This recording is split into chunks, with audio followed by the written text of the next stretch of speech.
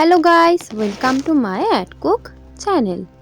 আজকে আমি গাজরের হালুয়া রেসিপি খুবই সহজ অ্যান্ড কম উপকরণে বানিয়ে নিয়ে চলে এসেছি। দেখে নেওয়া যাক আজকের এই সহজ অ্যান্ড সিম্পল একটা রেসিপি। চলুন। সর্বপ্রথম এখানে আমি নিয়ে নিয়েছি প্রায় 1 কিলো পরিমাণের গাজর। গাজরের হালুয়া করার জন্য এখানে আমি অরেঞ্জ কালারের গাজরটা ব্যবহার করেছি। যদি আপনাদের কাছে লালচে কালারের গাজর থাকে তাহলে কিন্তু হালুয়া আরও দুর্দান্ত হয় খেতে। এবার আমি গাজরগুলোর খোসা ভালোভাবে ছাড়িয়ে নেব একটা চাকুর দ্বারাই। এখানে আমি গাজরের খোসাগুলো ভালোভাবে ছাড়িয়ে নিয়ে গাজরটাকে ফ্রেশভাবে ধুয়ে নিয়েছি। দেখুন, এবার এই সমস্ত গাজরগুলোকে আমি ভালোভাবে একটা ছোট গ্রেটার দিয়ে ভালোভাবে গ্রেট করে নেব। গ্রেটারের মধ্যে দেখবেন যেই দিকে ছোট গ্রেট করার পয়েন্ট থাকবে সেই দিকেই কিন্তু আমাদের গাজরটাকে গ্রেট করে নিতে হবে, তাহলে তাড়াতাড়ি হালুয়াটা হবে। দেখুন, এখানে আমি সমস্ত গাজরগুলোকে ভালোভাবে ছোট গ্রেটারের দ্বারা গ্রেট করে নিয়েছি। গ্রেট করে নেওয়ার পর এবার আমরা চলুন গাজরটাকে ভালোভাবে হালুয়া বানিয়ে ফেলি। গাজরের হালুয়া বানিয়ে নেওয়ার জন্য এখানে আমি ঘি ব্যবহার করছি না। কড়াইয়ের মধ্যে দিয়ে দিলাম 3 টেবিল চামচ রিফাইন অয়েল বা সাদা তেল।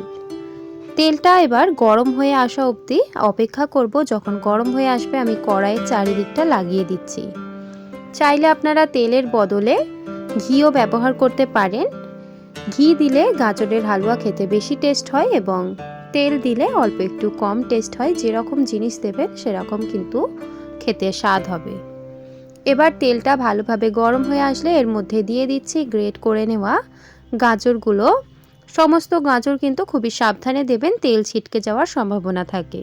গাজরগুলো তেলের মধ্যে সমস্তটা দিয়ে দেওয়ার পর এবার আমি একটা হাতা দিয়ে ভালোভাবে নাড়াচাড়া করে ভেজে নিয়ে গাজরগুলোকে নরম করে নিচ্ছি। প্রায় এখানে আমি 3 থেকে 4-5 মিনিট গাজরটাকে ভালোভাবে তেলের মধ্যে ভেজে নিয়েছি, যাতে গাজরের মধ্যে একটা সুন্দর ফ্লেভার আসে। 4 থেকে 5 মিনিট পর গাজরটা অনবরত নাড়াচাড়া করে নেওয়ার পর যখন কম হয়ে আসবে সেই পর্যায়ে আমি এখানে দিয়ে দিচ্ছি 2 কাপ লিকুইড দুধ। এখানে আপনারা যে কোনো কোম্পানির দুধ ব্যবহার করতে পারেন বা গরুর দুধও ব্যবহার করতে পারেন। চাইলে আপনারা পাউডার দুধকে জলে গুলে তাও বা এখানে ব্যবহার করতে পারেন। এখানে আমি 2 কাপ এখানে দুধ দিয়ে দেওয়ার পর এবার ভালোভাবে হাতা দিয়ে নাড়াচাড়া করে দুধের সঙ্গে গাজরটাকে এবার ভালোভাবে কুক করে নেব। দুধের সঙ্গে গাজরটা মিক্স করে নেওয়ার মাঝামাঝি এখানে আমি দিয়ে দিলাম 2টো গরম মশলা, দিয়ে দিলাম 2টো এলাচ ফাটিয়ে নেওয়া এবং দিয়ে দিচ্ছি দারচিনি ছোট। এখানে আমি কম পরিমাণে গরম মশলা দিলাম কারণ বেশি গরম মশলা আমার ভালো লাগে না। চাইলে আপনারা বেশি দিতে পারেন আপনাদের মত অনুযায়ী। এবার ভালোভাবে নাড়াচাড়া করে দুধটাকে ভালোভাবে গাজরের সঙ্গে মিক্স করতে থাকবো এবং গাজরটাকে কুক করে নেব। আবারও গরম মশলা দিয়ে যখন দুধটাকে গাজরের সঙ্গে মিক্স করবেন সেই পর্যায়ে আমি একটু ক্রিমি ব্যাপার আনার জন্য দিয়ে দিচ্ছি পাউডার আমুল দুধ। দিয়ে দেওয়া হয়ে গেলে দুধটা ভালোভাবে এবার হাতা দিয়ে নাড়াচাড়া করতে হবে সঙ্গে সঙ্গে, না হলে কিন্তু এখানে জটা পাকিয়ে যাবে।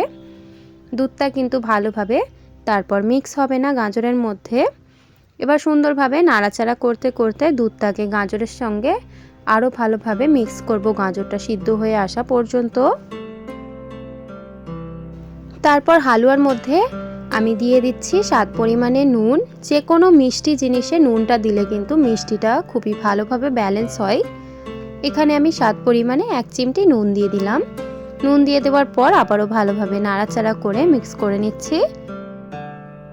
এবার ভালোভাবে নাড়াচাড়া করে নেওয়ার পর এখানে আমি একটু লালচে কালার হওয়ার জন্য, যাতে গাজরের হালুয়াটা দেখতে সুন্দর হয়, তার জন্য এখানে লাল ফুড কালার ব্যবহার করছি। এটা পুরোপুরি অপশনাল, চাইলে আপনারা দিতে পারেন নাও দিতে পারেন। আর যদি চান যে ফুড কালার নেই কিন্তু ব্যবহার করবেন তাহলে আপনারা বিটরুটের জুসও আপনারা এখানে দিতে পারেন। এটা কিন্তু খুবই হেলদি হবে বিটরুটের যদি জুস দেওয়া হয় গাজরের মধ্যে। এবার আমি ফুড কালারটা দিয়ে দেওয়ার পর গাজরের সঙ্গে ভালোভাবে মিক্স করে নিচ্ছি দুধটা ভালোভাবে শুকিয়ে আসা পর্যন্ত।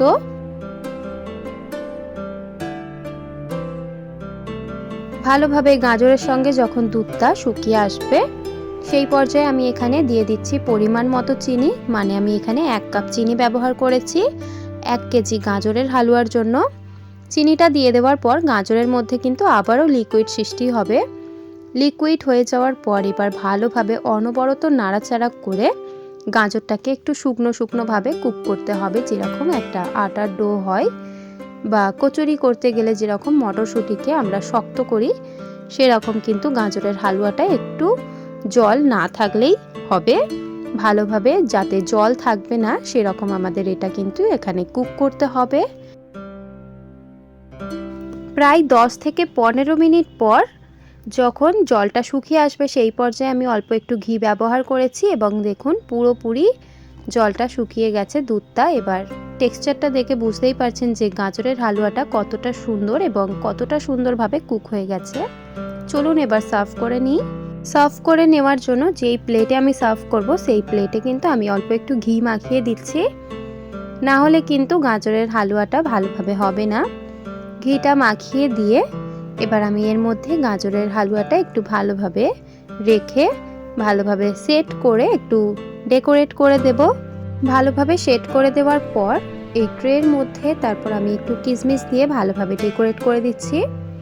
এভাবে করে খুবই সহজভাবে কিন্তু গাজরের হালুয়া আপনারা বাড়িতে খুবই ইজিলি বানিয়ে নিতে পারবেন। যদি এই ভিডিওটা আপনাদের ভালো লেগে থাকে তাহলে অবশ্যই লাইক, শেয়ার এন্ড সাবস্ক্রাইব করে দিও। যদি আমার চ্যানেলে আপনারা নতুন হয়ে থাকেন অবশ্যই চ্যানেলটিকে সাবস্ক্রাইব করে আমার পাশে থেকো। আর আজকের এই ভিডিওটা দেখার জন্য আপনাদেরকে অনেক অনেক ধন্যবাদ।